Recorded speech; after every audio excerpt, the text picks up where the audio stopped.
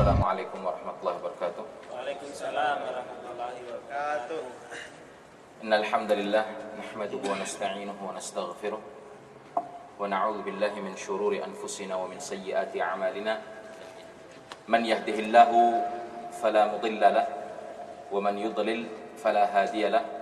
Ashhadu an la ilaha illallah wahdahu la syarika lahu wa ashhadu anna Muhammadan 'abduhu wa rasuluh. قال الله تعالى في كتابه العزيز أعوذ بالله من الشيطان الرجيم يا أيها الذين آمنوا اتقوا الله حق تقاته ولا تموتن إلا وأنتم مسلمون يا أيها الناس اتقوا ربكم الذي خلقكم من نفس واحدة وخلق منها زوجها وبث منهما رجالا كثيرا ونساء واتقوا الله الذي تساءلون به والأرحام إن الله كان عليكم رقيبا يا أيها الذين آمنوا اتقوا الله وقولوا قولا سديدا يصلح لكم أعمالكم ويغفر لكم ذنوبكم ومن يطع الله ورسوله فقد فاز فوزا عظيما أما بعد فإن أصدق الحديث كتاب الله وخير الهدي هدي محمد صلى الله عليه وسلم وشر الأمور محدثاتها وكل محدثة بدعة وكل بدعة ضلالة وكل ضلالة في النار. Segala puji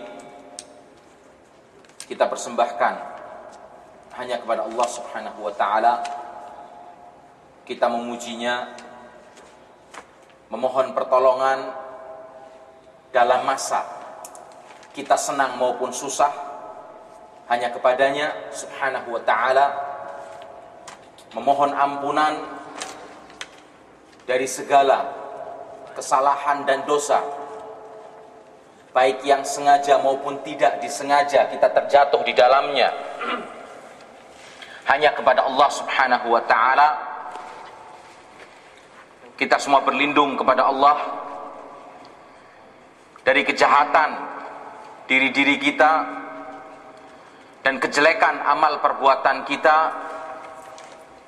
karena barang siapa yang diberi petunjuk oleh Allah Subhanahu wa taala maka tidak ada yang dapat menyesatkannya, dan barang siapa yang Allah sesatkan maka tidak ada yang dapat memberikan petunjuk kepadanya. Dan sesungguhnya sebenar-benar perkataan, ucapan adalah kitabullah Al-Quranul Karim, dan sebaik-baik petunjuk adalah petunjuk Nabi kita Muhammad sallallahu alaihi wasallam yang ada di dalam sunnah-sunnahnya, dalam hadis-hadisnya yang sahih. Dan seburuk-buruk perkara adalah perkara yang diada-adakan di dalam agama yang tidak pernah sama sekali dicontohkan oleh junjungan kita Nabi besar Muhammad sallallahu alaihi wasallam.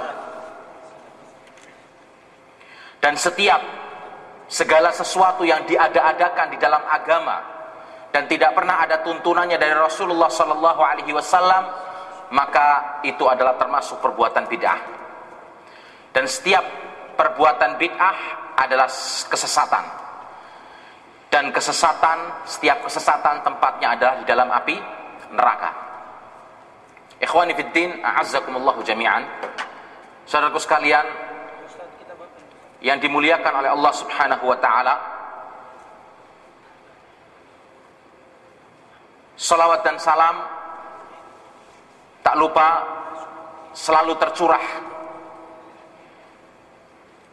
dan kita kumandangkan kepada manusia terbaik, manusia termulia Muhammad sallallahu alaihi wasallam, kepada keluarganya, para sahabatnya yang mulia dan pengikutnya yang konsisten mengikuti tuntunan sampai datangnya hari pembalasan. InsyaAllah pada kesempatan pagi yang berbahagia ini,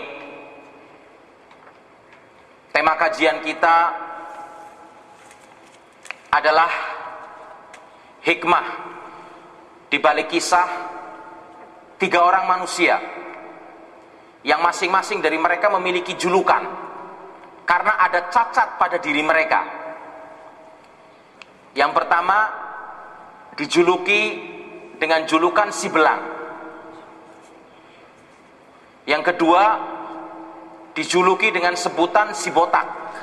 Maaf, jangan tersinggung kalau ada yang botak, ya kan?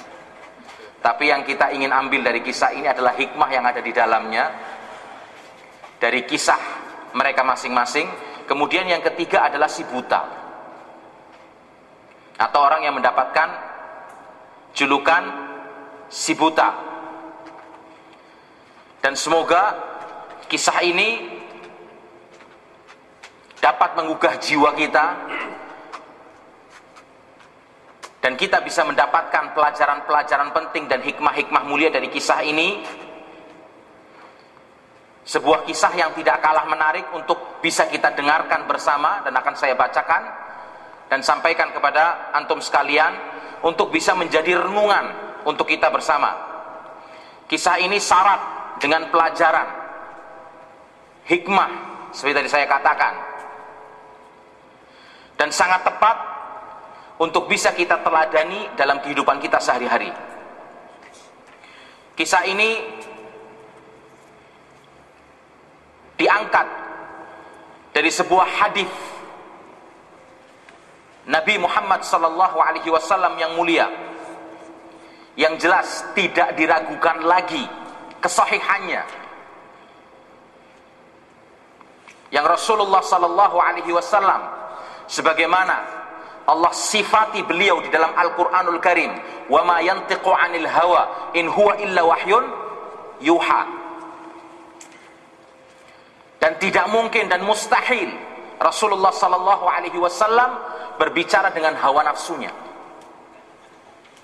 Dan tidak ada sebuah ucapan pun yang keluar dari lisan Nabi kita Muhammad sallallahu alaihi wasallam yang mulia kecuali itu termasuk sebagai tuntunan wahyu.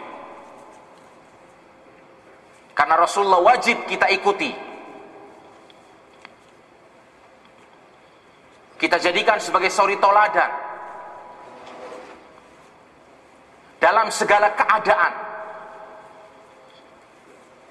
di saat beliau tenang maupun marah,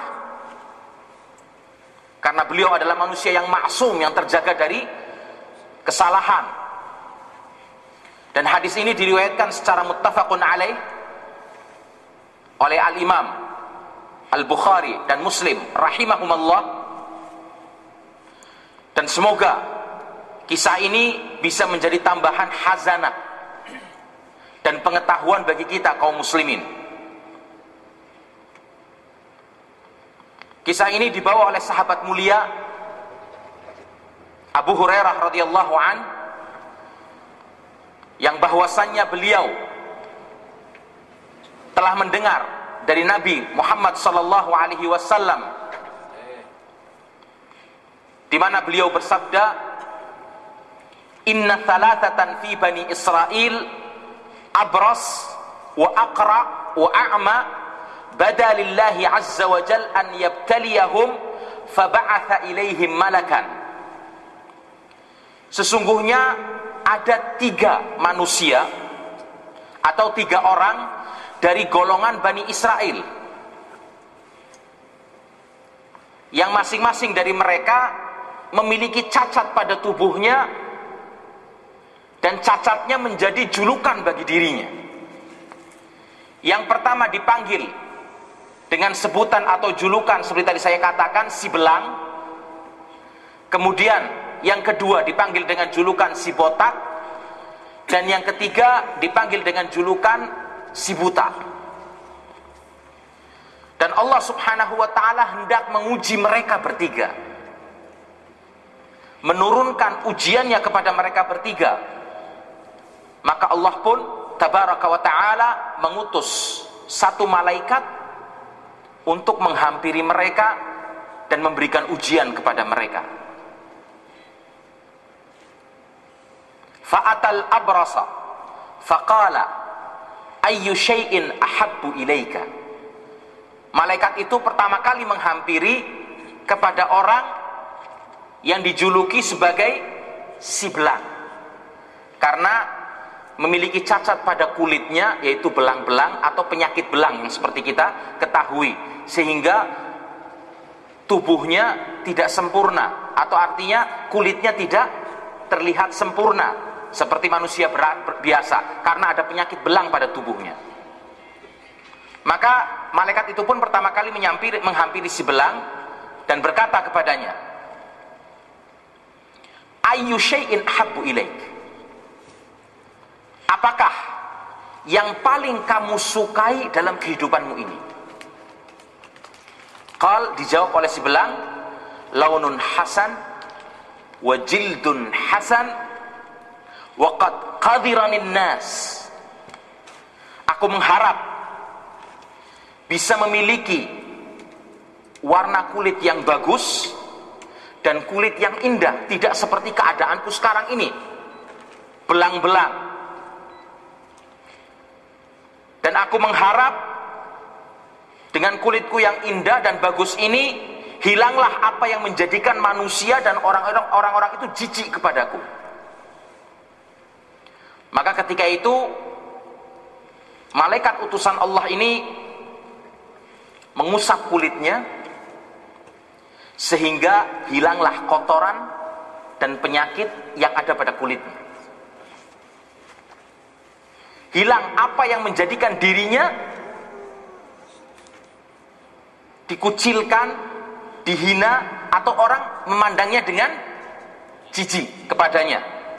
Diberikan kepadanya kulit yang bagus, fa'u'tiya launan hasanan, kulit yang bagus, wajil dan hasan, dan kulit yang indah, warna kulit yang indah, sehingga hilanglah kekurangan yang ada pada dirinya tadi.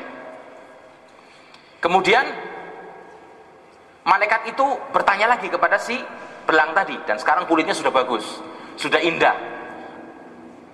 Malaikat bertanya lagi kepadanya, faqala ayyul mali ahabbu ilaik,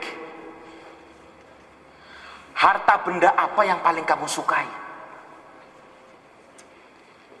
Qal, dijawab oleh si belang tadi, al-ibil, aku berharap bisa memiliki seekor onta. Fa'u'tiya naqatan usyra atau usyara faqala yubariku laka fiha. Maka ketika itu permintaannya dia pun dikabulkan, ya kan? Dan Allah berikan kepada orang tersebut melalui malaikat yang menjadi utusan Allah Subhanahu wa taala untuk mengujinya, diberikan kepadanya seekor onta yang sedang hamil. Bukan onta saja, tapi plus, onta yang sedang hamil. Kemudian malaikat itu berkata, yubaraku laka fiha, mudah-mudahan semoga Allah Azza wa Jal memberikan keberkahan kepadamu melalui onta ini.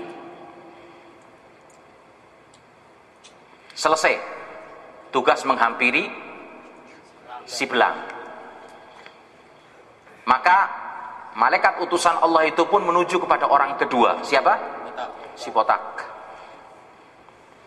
Wa atal aqra, mendatangi si botak, faqala, dan berkata, ayyu syai'in habbu ilaik, apa yang paling kamu sukai dalam kehidupan ini? Si botak pun menjawab, qal sya'run hasan wa yadhhabu anni hadha qad qadiranin nas. Aku mengharap bisa memiliki rambut yang indah, gak botak lagi, sehingga hilanglah apa yang menjadikan diriku ini dihinakan oleh orang-orang dan disebut dengan si botak. Tapi jangan merasa berendah diri, biasanya orang yang botak kan berduit. Iya. Atau profesor, orang pinter, ya kan. Seperti ada sebuah cerita, ya kan, salah seorang teman pernah bercerita kepada saya.